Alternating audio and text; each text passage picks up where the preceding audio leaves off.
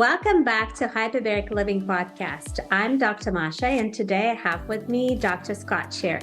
He is a founder of Integrative HBOT and a co-founder of ONEbase Health. I feel like a child in Disneyland today because I get to ask all the questions about hyperbarics that I really wanted to know answers for.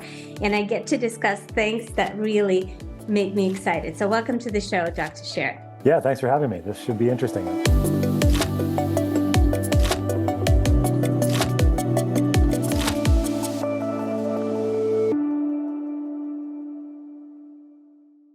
So my first question, in your opinion, what gives the most benefit, pressure or oxygen? It depends, I would say. I mean, in general, you can't have a hyperbaric environment without pressure.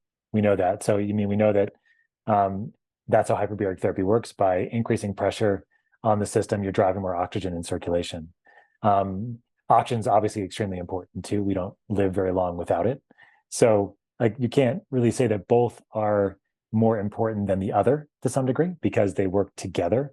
I think oftentimes in the hyperbaric world, we forget about pressure though. We just think all the oxygen's doing all the work, but we forget even if the oxygen is not around and you're still pressurizing the system, pressure itself has an effect on multiple thousands of genes on its own and has a shearing effect on the mitochondria, increasing ATP production by itself without there being any oxygen around. So I think that overall that they're both extremely important, but pressure does get like the redheaded stepchild kind of feel compared to oxygen in the hyperbaric world.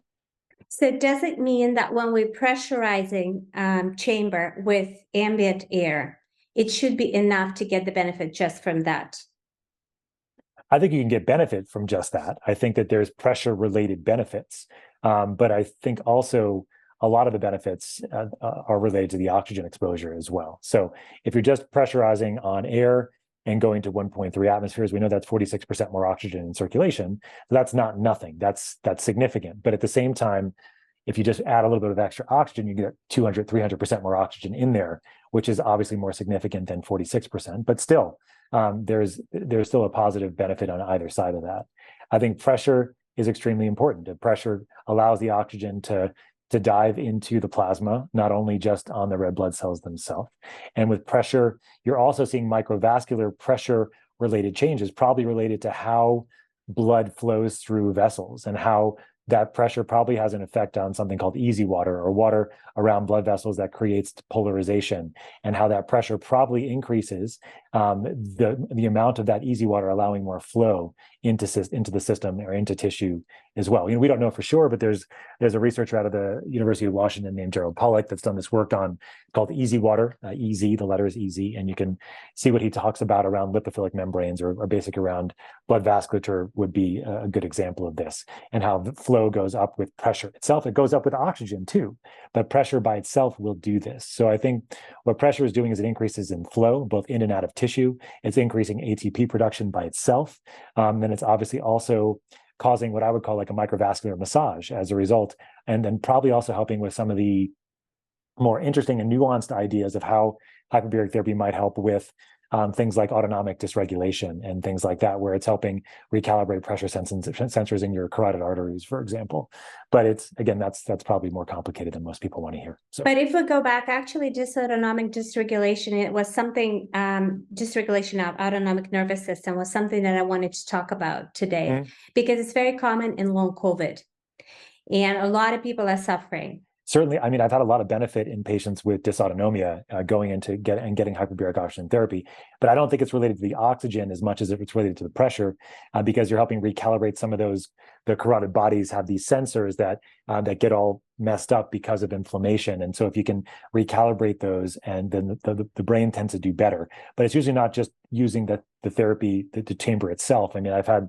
Most of these people need to go and see some people that can work on things like tilt table testing and rebalancing and doing other kinds of things that help with autonomic retraining at the same time. Typically in people that are very sensitive or very sick, you don't want to go to deep pressures right away. You typically want to start at milder pressures and then work your way up, and to see where their sweet spot is. I mean, we don't have any great data, great studies to tell you exactly where that is, but for neurologic things, we're somewhere between 1.3 and 2.0, right? And so depending on where you are and what you have available and to where you can go, I often like to have people go to medical grade chambers if I can, because I have more leeway in the sense of where we can go. But if they don't, I work with a neurologic chiropractor in Maine who does a lot of great work with mild units and has seen amazing recoveries in people with chronic headaches and concussion, and also a lot of long COVID with a lot of dysautonomia, as we're discussing. Can we help those patients by giving them exogenous antioxidants,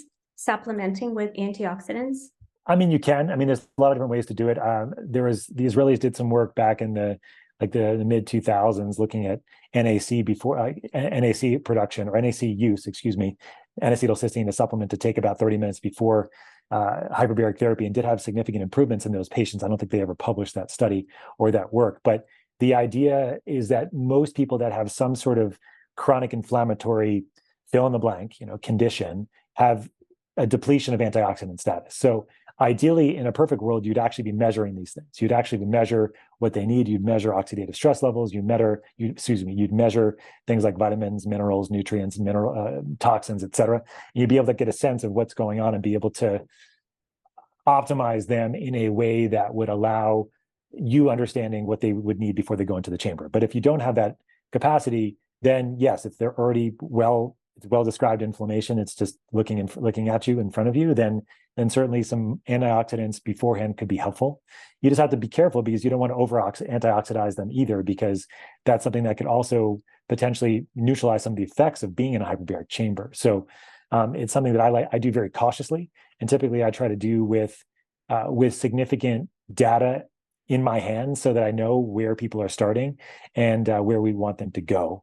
But I mean, over the years, I've worked with people with severe Lyme disease that we've used things like IV glutathione and phosphatidylcholine and things like that before hyperbaric therapy, because we wanted them to tolerate getting into a high pressure chamber, but they wouldn't be able to do it if I didn't give them antioxidant support ahead of time. And detoxification is really important too, and not just making energy, but also detoxing from it from an antioxidant perspective, but also from your gut and from your liver and et cetera. So like all these things are really important. So you're looking at a patient as a whole as opposed to a patient and hyperbaric oxygen therapy. So you'd like to optimize their health so they can tolerate this therapy and get the most benefits out of it. Yeah, I'm not very popular sometimes because I tell people not to go into hyperbaric chambers, because I think that if you have it's like a hammer and nail situation for most people in our field. It's like if you have a chamber, you put people in it, and it's like if you're a cardiologist, you get an EKG on all your patients. It's the same kind of deal. So for me, it's more of a nuanced approach. I often say it's not if hyperbaric therapy, it's when. It will be helpful for you. But the question is if you have a lot of underlying things that have been going on for 40 plus years, it might be better for you to get optimized a little bit before you go into the chamber 3 months or 6 months from now, rather than going in right now. And I've gotten burned here over the years, as I would imagine a lot of my clinician colleagues have as well. It just maybe I don't know. I haven't heard them speak a lot about it, but if you put people in, they don't get better, or they do get better, but they don't get better for very long, right? And a lot of the studies that have been done in the hyperbaric field actually have shown that, and sadly, that people with brain injury, they get better, but then their symptoms come back again. Why is that, right? It's because you didn't actually see what was happening under the hood before you got them into the chamber in the first place. So that's the problem with a lot of the brain injury studies, for example. Like the long-term benefit of the VA studies, even though they were, the studies were not shown to be like real effect, people did get better, as we know, but a long-term effect wasn't great. Symptoms recurred for most over time. And again, that's a symptom of McDonald's, hot dogs, hamburgers, alcohol, sleeping poorly, whatever you want to say, like not doing anything except thinking a hyperbaric chamber is going to heal you. That's only the case in acute injuries. It's only the case in people that have acute injuries that immediately get into the chamber, and you can use the system to just accelerate the healing process.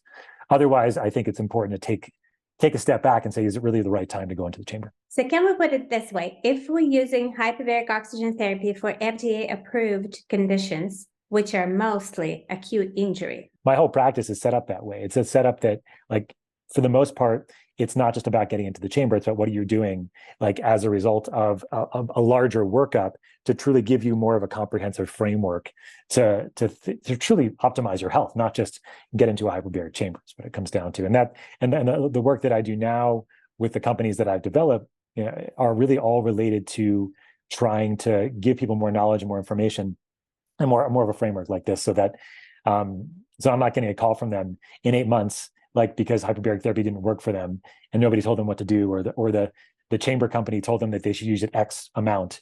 And you know, chamber companies really can't be giving information like that. So, for example, in naturopathic medicine world, where I come from, when we see a patient, we rarely prescribe just a single therapy. I can't even recall a patient like that. So we'll look at them and we'll prescribe several things. And I always say that hyperbaric oxygen therapy is an integrative therapy, and it works really well in integration with other things that we can do for that patient, right? And I think one thing that we're missing, I mean, we as community, rather than you and me, is that hyperbarics is not necessarily the first thing that we need to start from. And are we doing harm to the patient if we're starting with hyperbarics? That's a big question. I mean, oftentimes it's not going to be harmful, but oftentimes it's not going to be as helpful as it could be. And that's really what I hope all of us care about, right? Is really trying to do the best we can for our patients and clients that are coming through the door. You know, so I mean, have I seen people get worse using hyperbaric therapy too early? Yeah, I have. And it's like the Lyme patient that I've seen that, you know, comes in every day, killing themselves to get to the chamber and getting better after 40, but then 2 months later, they're back to where they were, right? Like that's just terrible. And I saw that a lot when I first started doing hyperbaric therapy in 2013 or 2014-ish timeframe. And it became very clear to me that for somebody to benefit from a chronic illness overall, they need to be 60 to 80% better before they go into a hyperbaric chamber. If they go in too early, it's not going to have any long-term benefit.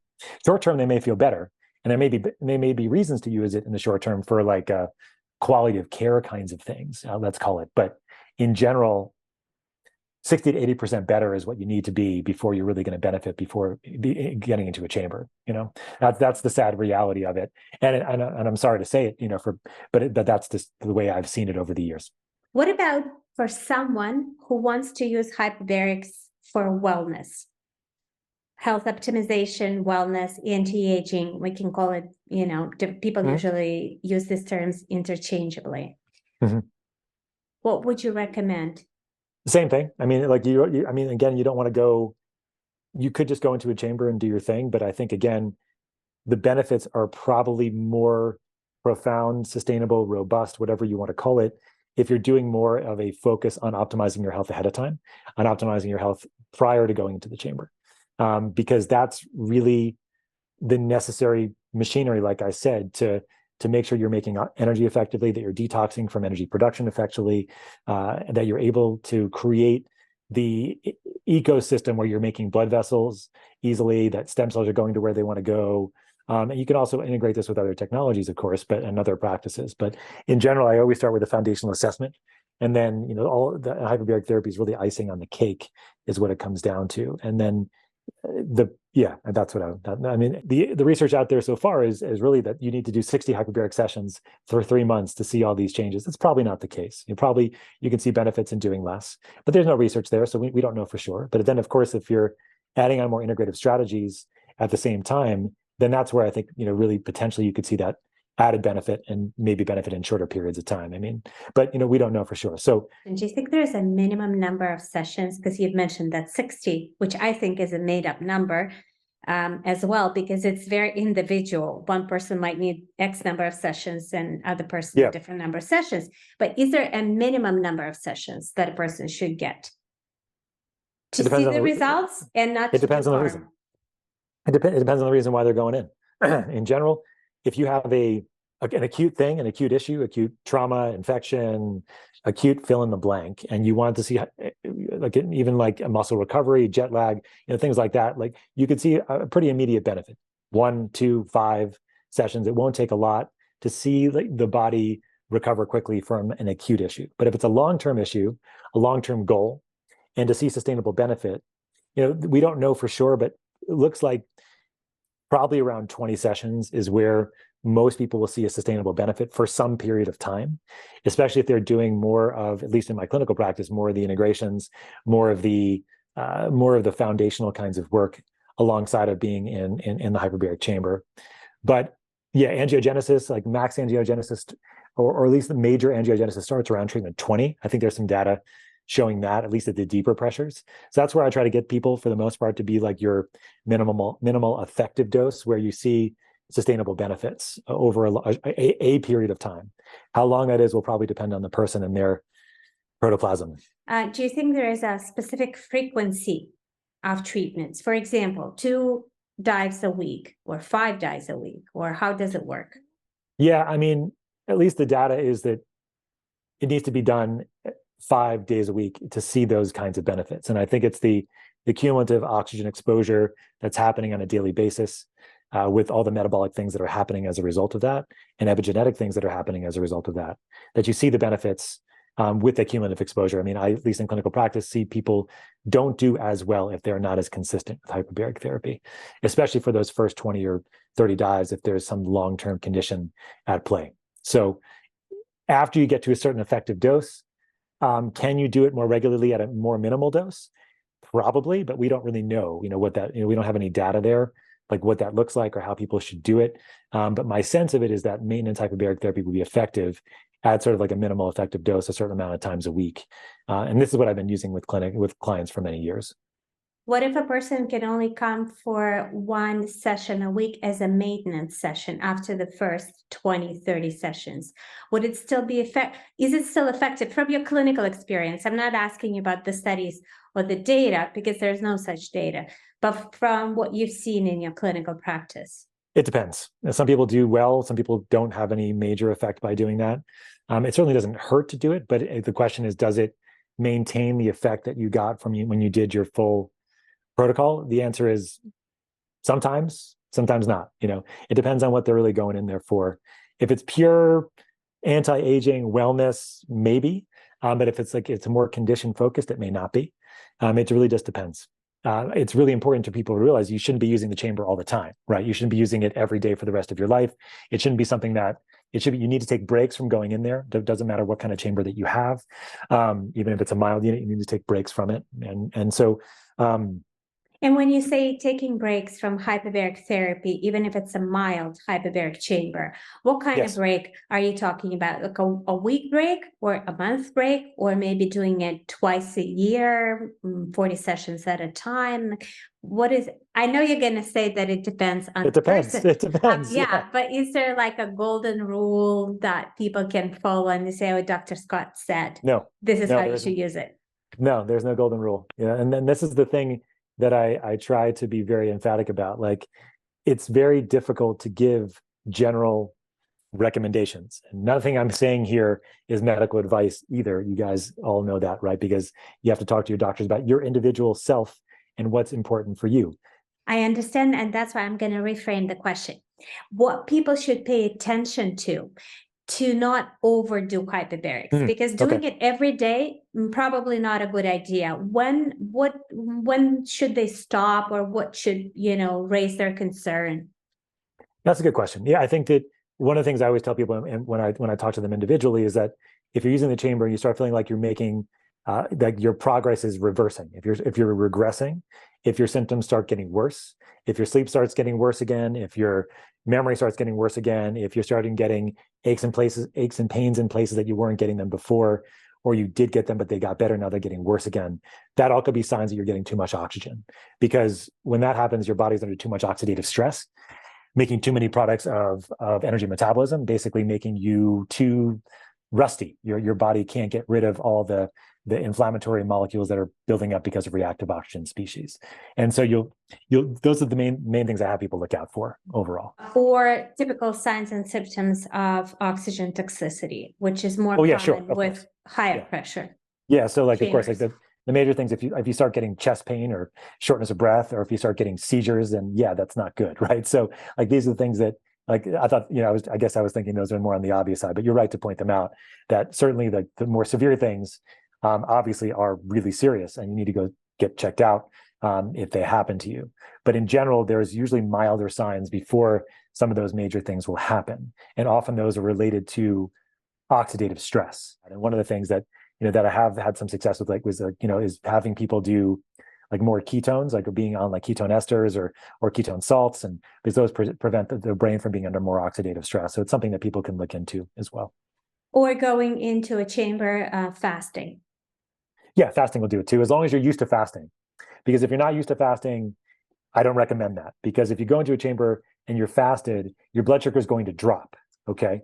And that's going to make you feel terrible if you're not used to being fasted, okay? If you're fully fasted over 36 hours and you're fully making ketones, then it's fine. But it's like that window period, if you're just fasted for 8 hours and your blood sugar is like 80, and then you go into the chamber, your blood sugar is going to get down to 70, but you don't have ketones that can rise fast enough because you're not used to that transition, you haven't made that transition, you're not going to feel good. So just be aware of that, so because your ketone will rise a little bit, at least in the deeper chambers, we know that's the case. In mild units, we have no clue as to what happens to ketones. From my personal experience, I think glucose does drop a little bit in the mild units, but not a huge amount. But certainly at 2 atmospheres or deeper, you're going to get increased insulin sensitivity. So you're going to drop your blood glucose and you're going to raise your ketones. And I certainly see that. But so it depends on if there are triggers for the dysautonomia, the symptoms, if they're related to insulin and glucose and ketones, then they would potentially be improved or exacerbated depending on the situation. Thank you. I think I've asked a lot of questions about hyperbarics. I really picked your brain. Could you tell me about this ONEbase Health, the company that you co-founded? What does it do? You provide education on?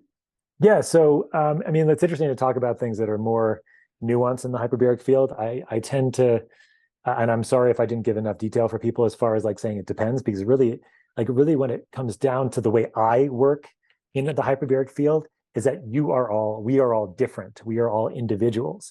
So tell you to do 20 treatments at X pressure, for this many days, and then call me in the morning is not the way I practice hyperbaric therapy. And the whole idea with creating a company that's now called ONEbase, formerly called HBOT Plus or HBOT Plus, was the idea that I wanted to create a company that had the ability to help people understand protocols better, understand how you could use a hyperbaric chamber, especially in your home, because I found that I was getting calls every week from people that were getting chambers from their house to their house, and they had no idea how to use them, or they were using them improperly or poorly, or underutilizing them, or whatever. Other people in their house were going in and they had no idea what they were doing. And I was like, what if I could create something with a company that was able to provide protocols, so that easy protocols for people to use, that we were able to, get in there for things that are, wellness focused for the most part, things like jet lag and athletic recovery and boosting your performance and immune system improvements and brain fog and, basically things that we all need and that are be relatively standardized. But then with my own practice and as a mirror of this, how can you integrate other technologies, other practices, other things that you could do to help augment the process or augment the actual experience of being in a chamber? So this would be something like using low-level light therapy before you go into a hyperbaric chamber, or using a cold tub after you get out as ways to help optimize energy production, how you feel, right? So the idea with the company was to create technology to make these chambers work better, work faster, work safer. And so we've been working with clients. I've been working with people a long time, but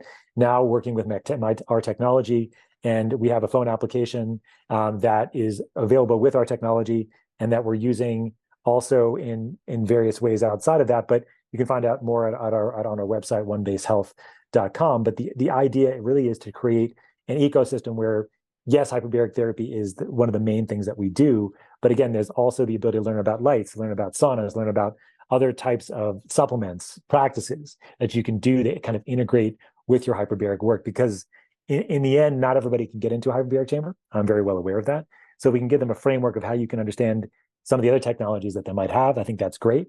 And also, if you're going to get a chamber, like how are you going to really leverage the technology so that you're really working with it in an optimal way? Thank you for being with us today. Take home message. I think that hyperbarics is not a magic pill. I really want everybody to hear that. it can be saving grace when used properly for conditions that it works for.